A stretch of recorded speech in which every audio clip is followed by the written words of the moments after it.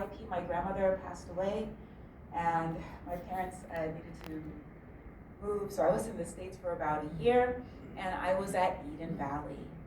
Now it has been my dream to be a missionary overseas sharing the health message. And so when they called me and they said, hey, we need someone, I was like, here I am, Lord, send me. I was so excited. So after we got things mostly taken care of, I went there as their wellness program. I was a lifestyle counselor. Now, Eden Valley is a bit special. There's lots of different health programs. Their focus is cancer. So I did a lot of cancer help, cancer counseling. They started a cooking school for people who come because they didn't know. Most people these days don't know how to cook. Everything comes out of a package or a box unless you didn't have the chance. So I was working there. I started the cooking school that they had for the people who have cancer. How do you cook plant-based meals? How do you make it taste good? Because it's great if it helps your body, but you gotta taste it and enjoy it. I also worked as a female therapist, helping with hydrotherapy that I learned right here. I'm a graduate of Sabbath University. I was in their MPH program. They did hydrotherapy, massage, healthy eating, so that laid a great foundation for me to do this. And then I was a host for the program, so my roles kept expanding. I had one gift that I just kind of grew with it. I also got into the farmer's market. I would love to learn how to grow something, but right now, I'm still getting there. I'm getting better. I dehydrated a cactus. So, so that's where I'm starting from. So I've kept 2 plants alive. Hopefully someday I can grow a cucumber.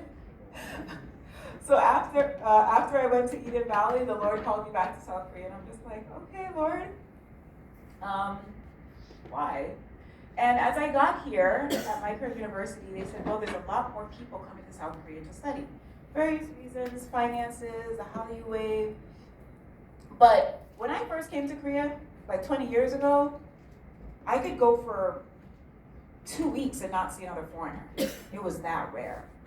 But these days, per 1,000 Koreans, there's like half people of China, Vietnam, Thailand, Uzbekistan is the next biggest group. There's also Russians. I've met people from Mongolia here. Korea has a huge international surge. And we think, oh, go and spread the gospel. The gospel is coming to Korea. We are here to receive. And so what I do, I work at Usong University. It is located in Daejeon, which is both the breadbasket and the tech capital of Korea. So we have people coming there for graduate work. But at my school, 1 out of 5 students is a foreign student. So the school has 13,000 students. There's over 2,000 international students. And so they decided, hey, when people are moving to Korea, they're having a lot of trouble adjusting. Like academically, they're fine, but adjusting to Korea is rough. We need someone to help.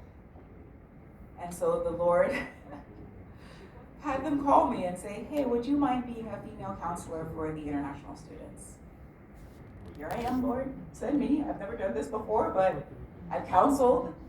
I'm international. I've studied in Korea. Help. So if you think of me, guys, pray for me. So I am helping not only the foreign students, but the foreign faculty. 1/3 of our faculty is foreign, and a lot of them are just kind of, you're going to teach this, and they just dump them in Korea. They don't know where to go, where to find support, where to find community, nothing. And so this is what I'm doing in Usong University. I'm trying to share the gospel by living it. And I'm very upfront about, I'm Adventist. And I was thinking, man, what it must be like to be Samyuk University right now, because they're coming to you. You guys have students coming on your campus, and they know you're Adventist when they get here. Right now, apparently, I was reading in one of the Seoul, I think it's like the Seoul Herald or Korea Herald. What they're saying is a lot of cults guys have probably run into a few of them, are posing as student groups. They're going to like around university and they're like, hey, we're a club, come join our club. And so people are like, oh, okay, I want to join a club. And then, 6 meetings, and they're like, you should come to our church. And so people are very taken aback because they were like, oh, I thought this was a student group, so you're not attached to the campus? So people are being warned, these street evangelism, they're cults. So I was thinking, man, as Semic, they know who you are. You know who you are. You are free to be completely direct and say, this is our church, this is our group.